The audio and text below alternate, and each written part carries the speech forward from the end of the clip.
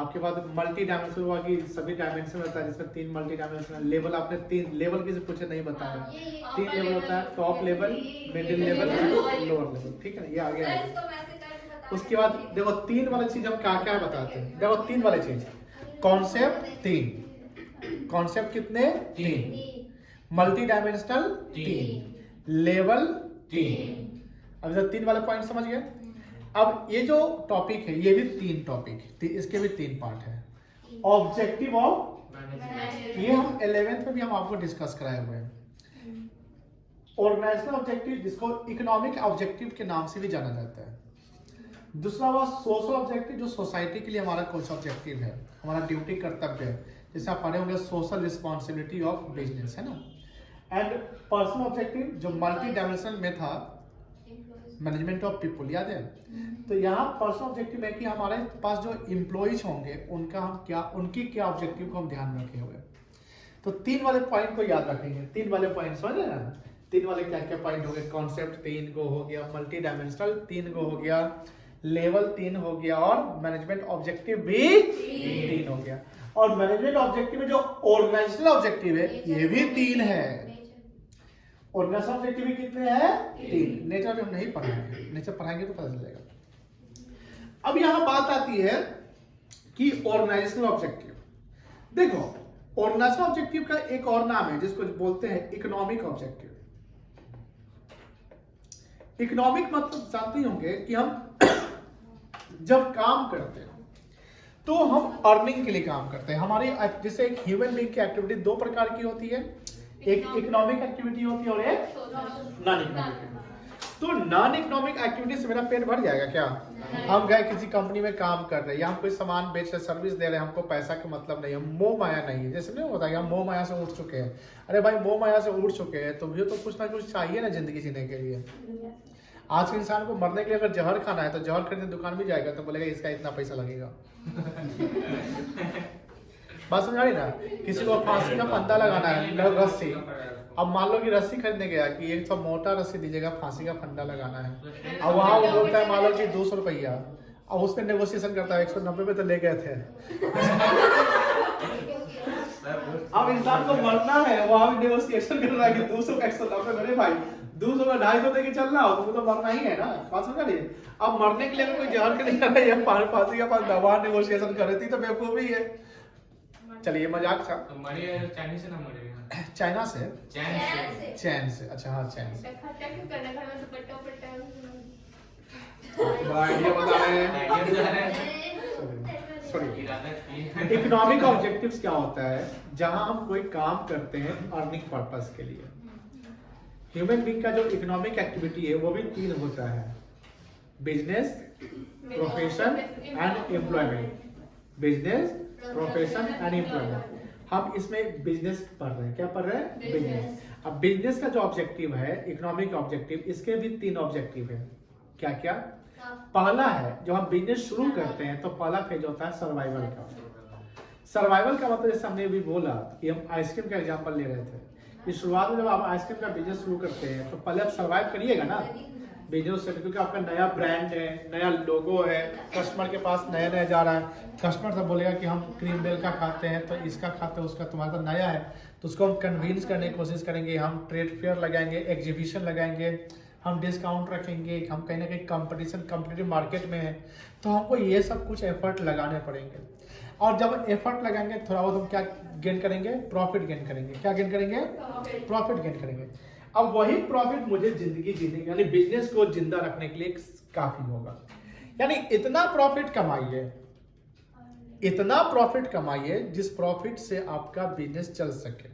जैसे भाई नहीं था, जैसे जब किसी को बहुत ज्यादा भूख लगा हुआ है, एकदम गरीबी बहुत ज्यादा है या ये है, तो भी हम थोड़ा वो तो खाते हैं ना। जैसे मान लो किसी का हेल्थ इशू है, बीमार चल रहा है, तो बीमार चल रहा है तो बीमारी में तो खाना खाने का मन नहीं करता है या खाना का टेस्ट अच्छा नहीं लगता है। जैसे बुखार में खाना का टेस्ट अच्छा नहीं ना लगता है, फिर भी क्या होता है, बोलता है, उसकी माँ बोलती है बेटा रे वो खा ले, थोड़ा सा खा ले, रोटी खा ले 2 रोटी खा ले, 1 रोटी खा ले। क्यों?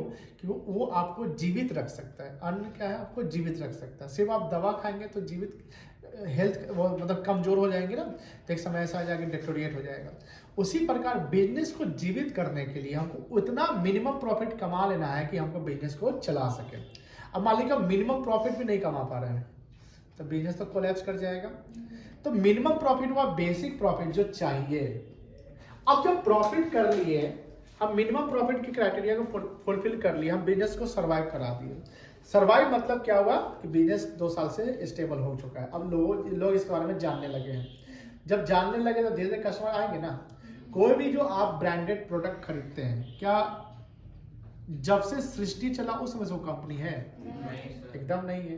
कहीं ना कहीं कंपनी आया, अपना बिजनेस शुरू किया, अपना बिजनेस के प्रोडक्ट और सर्विस को मार्केट में लाया, मार्केट में लोगों को बताया, अपना गुड्स एंड क्वालिटी को बेस्ट रखा, प्राइस रीजनेबल रखा, कस्टमर को रीच किया, अपनी पॉलिसी को इम्प्लीमेंट किया, क्रिएटिविटी लाया, इनोवेटिव आइडिया लाया, और आज देखिए वो बहुत बड़ी ब्रांड बन गई। चाहे कोई भी चीज़, एक लाइट देख लीजिए, एक टीवी देख लीजिए, एक मोबाइल फोन देखिए, एक किताब देखिए, एक कॉपी देखिए, आप कपड़ा देखिए, हर चीज में एक ब्रांड बन चुका है। चाय का भी ब्रांड बन चुका है, कॉफी का भी ब्रांड, हर चीज का ब्रांड है। नमक का भी ब्रांड है आजकल, है कि नहीं है? तो जब हम सर्वाइव कर जाते हैं, यानी पहला फेज बिजनेस और इसका ऑर्गेनाइजेशन ऑब्जेक्टिव का सर्वाइवल है। अब उसके बाद क्या बनेगा? प्रॉफिट, यानी बहुत प्रॉफिट बढ़िया आ रहा है। अब वो प्रॉफिट आपके लिए कुशन का रोल प्ले करेगा। कुशन मतलब तकिया मतलब सुकून। तकिया मतलब सुकून। घर में बड़ा सा गद्दा, बेड बिछा हुआ है, सब कुछ, लेकिन तकिया नहीं मिल रहा है। क्या करिएगा? सो जाएंगे, तकिया ढूंढिएगा। तकिया ढूंढेंगे, आप नहीं सोएंगे, तकिया ढूंढेंगे। हाँ, आप बहुत थके हुए, फिजिकली थके हुए, 2 दिन से लगातार काम कर रहे, एकदम भयानक नींद आ रहा, तो तकिया मिले ना मिले, चटाई मिले, कुछ मिले, आप सो जाएंगे। ऐसा होता है। लेकिन आपको अगर चैन से सोना है तो तकिया चाहिए। उसी प्रकार बिजनेस को चैन से बिजनेस करना है तो प्रॉफिट चाहिए। तो प्रॉफिट इज द कुशन। कोई इंटरनल फंड होता है कंपनी का, वो कहीं से कंपनी या कोई ऑर्गेनाइजेशन अरेंज नहीं करती है। और वो प्रॉफिट कुशन कब होगा? जब उस प्रॉफिट को री इन्वेस्ट बिजनेस में करेंगे तब। मान लिया आपने प्रॉफिट किया और यूज करेंगे। जैसे आप बोलते हैं कि सर शेयर से पैसा आप सब डेली निकाल लेते हैं क्या? अरे हम निकाल लेंगे तो अब तो 10 का 10 से मेरा वैल्यू रह जाएगा। सपोज करिए कि आपने 2 लाख रुपया शेयर में लगाया, 2 लाख रुपया लगाया और डेली 2% आप कमाते हैं, तो 2 लाख का 2% कितना हो गया? 4000 रुपया। अब डेली 4000 रुपया निकाल के आप पार्टी कर लेते हैं। रे आज 4000 कमाए, ले आज 2000 कमाए, ले आज 5000 कमाए, ले, और डेली आप निकाल लेते हैं। तो साल भर के बाद भी आपका वैल्यू कितना रहेगा? 2 लाख। लेकिन मान लीजिए आप वो नहीं निकालते हैं और डेली 2000 रुपया कमाते हैं, दिमाग लगाइए। और शेयर मार्केट साल भर में 200 दिन चलता है। मान लो कितना दिन चलता है? सप्ताह में 5 दिन चलता है, ठीक है? तो 52 सप्ताह हुआ ना, तो 50-25 का फेस्टिवल, तो 200 दिन, मान लो कि 250 दिन, 200 दिन एवरेज करेंगे, 200 दिन आप कमाते हैं और डेली 2000 का एवरेज रखिए, तो 200 में 2000 कितना हुआ? 40,000, 4 लाख रुपया हो गया। 200 में 2000 कितना हो गया? 4 लाख। आपका इन्वेस्टमेंट कितना था? 2 लाख। और 2000 रुपया डेली नहीं निकाले तो 4 लाख से बढ़ गया। अब कितना हो गया? 6 लाख हो गया। अब 6 लाख का 2% कमाते हैं, कितना आएगा? 12,000 रुपया। जहां आप 2000 रुपया डेली कमा के निकाल रहे थे, खुश थे, 6,000 कमा। अब 6000 डेली कमा रहे हैं, तब तो और ज्यादा खुश होंगे। अब बोलेंगे अब 6000 निकालेंगे, नहीं निकालिए। तो लॉस भी तो नहीं होता है। आप एवरेज कर रहे हैं 1% 2%। एवरेज, जब आप ट्रेडर है ना शेयर मार्केट में, तो डेली आप 1-2% कमा सकते हैं। आपको बस 5 घंटा 4 घंटा 2 घंटा बैठ जाना है, 3 घंटा बैठ जाएंगे, आराम से बैठ जाए, कमाइए, कमा सकते हैं, गारंटी हम लिख कर देते हैं। कितना साल का बच्चा कमाता है? 80 प्लस। उसके बाद अब समझिए, अब 12 रुपया डेली कमाते हैं, फिर 200 से गुना कर लीजिए। हम 250 का मार्केट दिन चलता है, 50 तो लॉस में कर दिए एडजस्ट। इसके साथ कोचिंग भी चलता है सबका। अब 12,000 में 200 कितना हो गया? 24 लाख। Yes sir. कितना हो गया? 24 लाख। आपका इन्वेस्टमेंट 6 लाख था, 24 लाख। 2400 कितना हो गया? 30 लाख। 30 लाख रुपया। अब उसका 2% निकालिए, 30 लाख। 60,000 रुपया। अब निकालिए 10,000 रुपया डेली का। अब आप ऐश करिए ना, 60,000 डेली कमा के ऐश कर रहे हैं ना, 10,000 रुपया पार्टी कर रहे हैं, तो 50,000 रुपया बचा रहे हैं। आज आप 2,000 डेली कमा के आप हीरो बनते थे, 2,000 रुपया डेली, आज चलो ये करते। देखो वही हीरोपंती करता है जो थोड़ा थोड़ा कमाता है, जाके चौक में बैठ के चारों को खिलाता है, ले समोसा मेरे तरफ से, इसी में खुश है।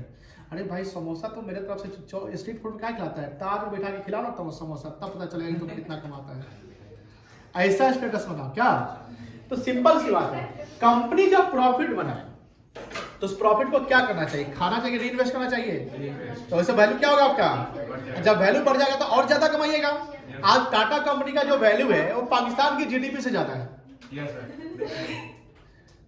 30-35 लाख करोड़ की कंपनी है टाटा कंपनी, नहीं 30-35 सॉरी गलती बोलिए, और 30 बिलियन डॉलर 300 मतलब 40 लाख सॉरी 40 लाख करोड़ की कंपनी है टाटा ग्रुप, पाकिस्तान का जीडीपी। अब टाटा ग्रुप क्या सृष्टि से है क्या, नहीं, जमशेदजी टाटा है, अंग्रेज के जमाने में शुरू जस्ट हुआ था, तो अब कैसे 200 मतलब 100 साल पुरानी कंपनी होगी, 150 साल पुरानी कंपनी होगी।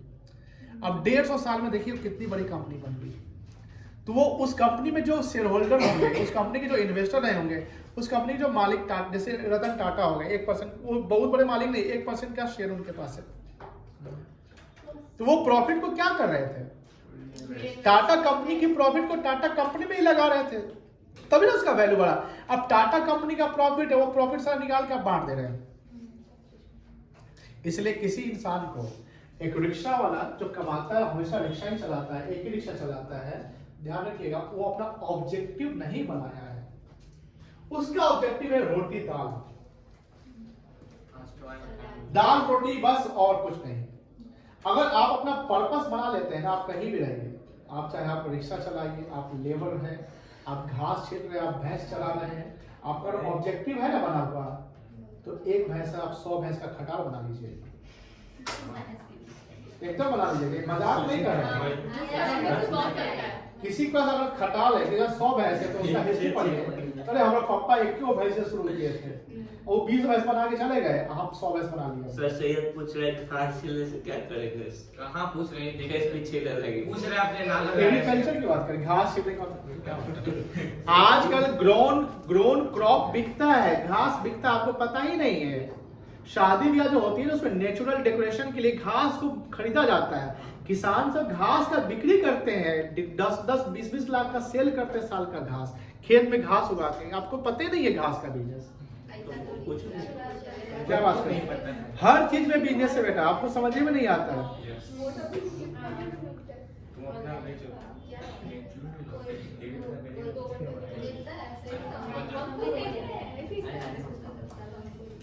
प्रॉफिटेड नया आइडिया है, देखिए देखिए, cultivating, installing and maintaining high quality turf grass for residential, commercial and recreational spaces. Turf grass is widely used for creating lawns, sports field, जैसे वो होता है ना गोल्फ वगैरह, तो वहाँ पर क्या होता है, वही सब किया जाता है ना, park, golf course and landscaping projects. क्या बात करते हैं, किस चीज में बिजनेस नहीं है, बस आपका आइडिया होना चाहिए, आप आइडिया क्रिएट करिए, अपने आप सारा बिजनेस होगा। क्या बात करते हैं, चलिए समझ गए ना। तो पहला क्या हुआ आपका बिजनेस का ऑब्जेक्टिव, सर्वाइवल, फिर आपका अब प्रॉफिट हो गया, प्रॉफिट को इन्वेस्ट किया तो ग्रोथ। जहां 2000 रुपया डेली निकालना चाह रहे थे लेकिन हमने मना कर दिया आपको, अब 2 साल 3 साल बाद आप डेली का 60,000 बना रहे हैं, दिस इज आइडिया। अब निकालिए 10,000 रुपया, क्या तो ग्रोथ होगा थर्ड पे। लेकिन ध्यान रखेंगे हमेशा इंसान चोटी पे नहीं रहता है, कभी न कभी उसको ढुलकना पड़ता है, ऊट पहाड़ के नीचे आता है, लुढ़कना पड़ता है, उसको बोलते हैं सैचुरेशन। क्या बोलते हैं बेटा, सैचुरेशन, SATURA।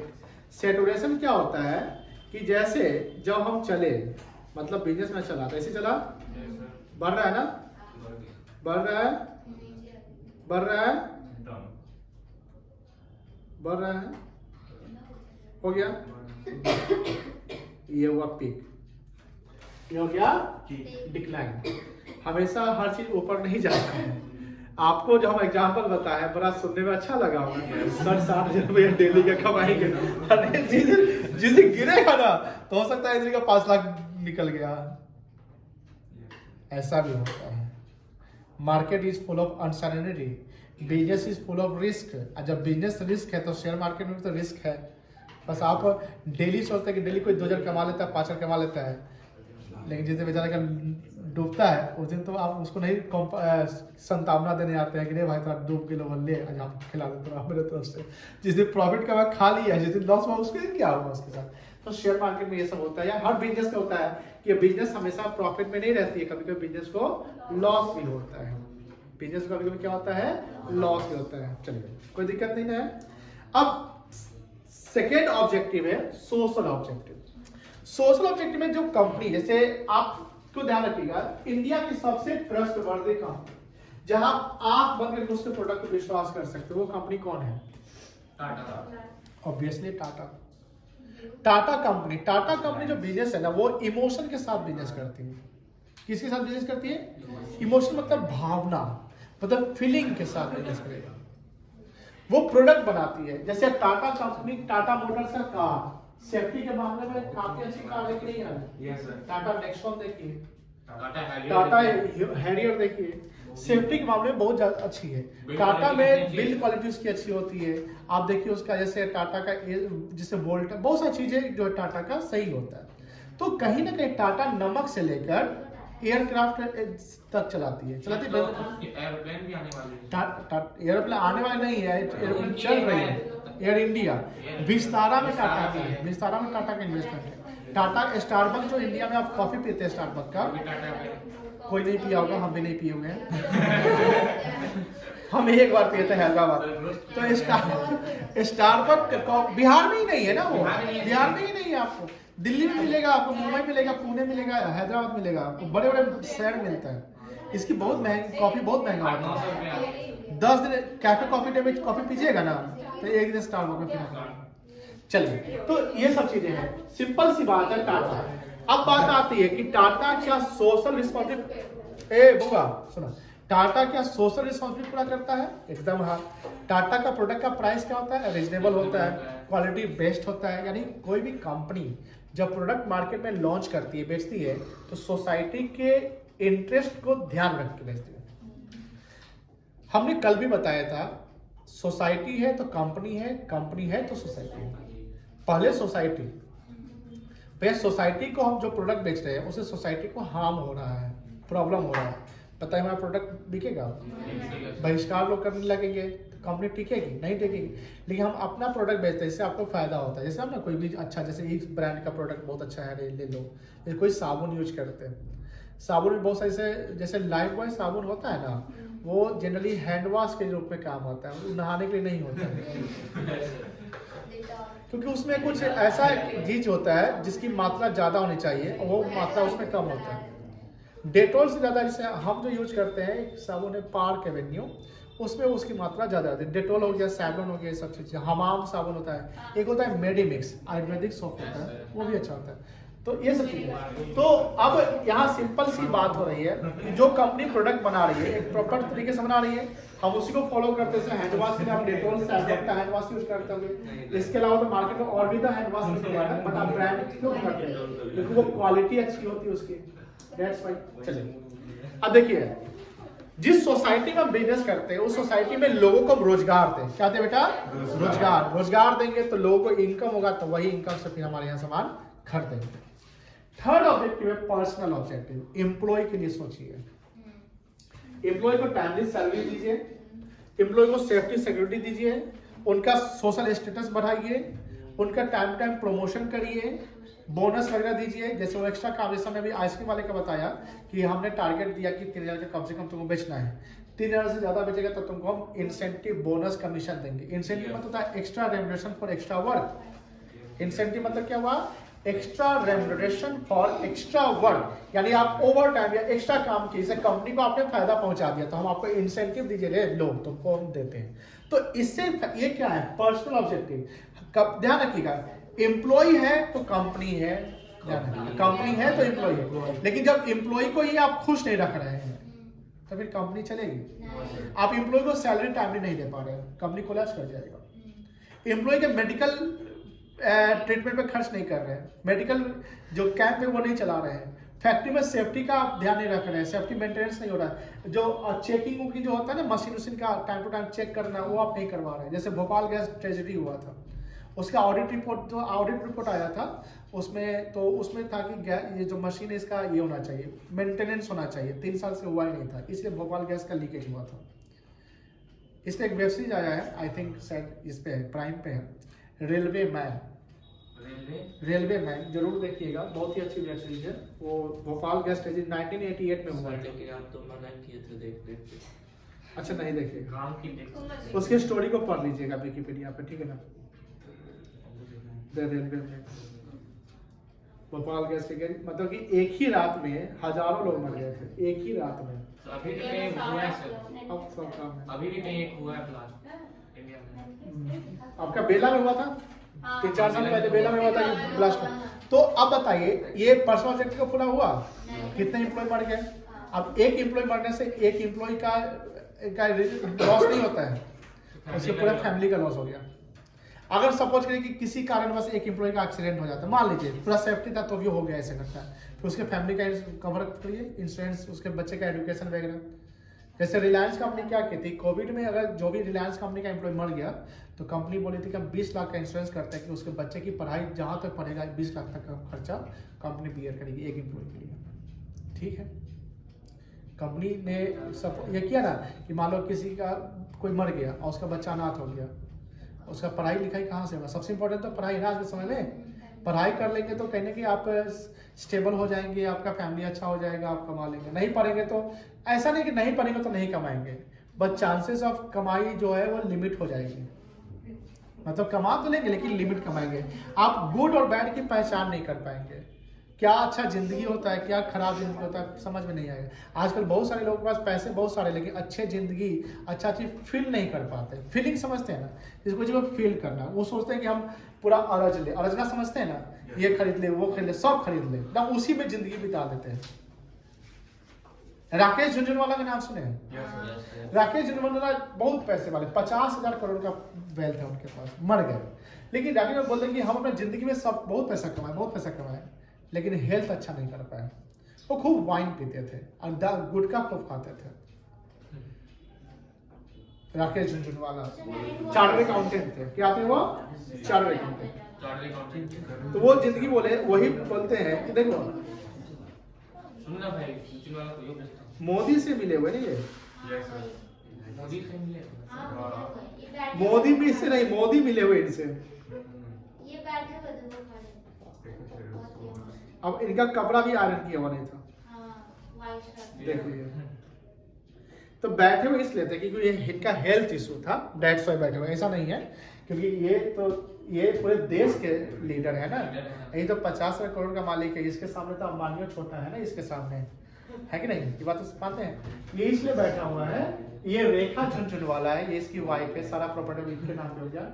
ये देखिए कपड़ा देखिए इनका, कहाँ गए? अच्छा वो बोला था कि आगे 6 साल लगा करके बाबा स्टाइल में खड़े हैं सर, एक कंधा नीचे। बीमार है अभी, मुंह में रजनी में रखे हुए खूब अल्कोहल पीते हैं। रजनीकांत सोफा कोई गुटखा नहीं आता। पता नहीं, अच्छा जो भी, हमें एग्जाम्पल हमको नहीं पता है। कहने का मतलब ये है कि ये अपना हेल्थ नहीं देखता है जीवन में। देखिए हेल्थ है तो वेल्थ है। आप खूब कमा लिए, लेकिन कमाते कमाते आप बुढ़ा गए, तो फिर जिंदगी कहाँ जिए? यानी बूढ़े होने से पहले जिंदगी को जी लीजिए जो कमाए हैं। इसका मतलब ये नहीं है कि पूरा कमा के खर्चे कर लीजिए जिंदगी मतलब खत्म हो गया, अब बुढ़ारी का जिंदगी कैसे जिएंगे, अब तो खत्म हो गया। वो भी नहीं, मतलब कि एक मैनेजमेंट के साथ प्रॉपर मैनेजमेंट। क्या बोल रहा? 10-15% टैक्स कितना पे करते होंगे सर? सॉरी, कितना टैक्स पे करते होंगे? वो तो एक्सपायर है, मतलब पेमेंट 50 करोड़ का है तो हम लोग का साल में 1010 करोड़ का ही जाता होगा। आराम से। टाटा मोटर्स में लगभग, टाटा कंपनी में इनका इन्वेस्टमेंट 25,000 करोड़ का है। 25,000 करोड़। वो अपने खुद बोले थे कि जितना मेरा संपत्ति है ना, उसका आधा हम टाटा में लगाए हुए हैं, क्योंकि आपको टाटा से एकदम एक ये इमोशंस है। टाटा क्या है? बिलीफ है। टाटा क्या है? विश्वास का प्रतीक है। आप रिलायंस से विश्वास नहीं कर सकते, इंडिया किसी कंपनी में विश्वास नहीं कर सकते, टाटा पे विश्वास आप कर सकते हैं। टाटा क्योंकि टाटा के साथ कभी भी ऐसा नहीं हुआ, या कभी आप नहीं सुने होंगे कि राहुल गांधी का हमेशा बिजनेसमैन का नाम लेता है ना, किसका नाम लेता है? अडानी का, अंबानी का, ये सुना। कभी रतन टाटा का नाम लिया? No sir. नहीं लिया।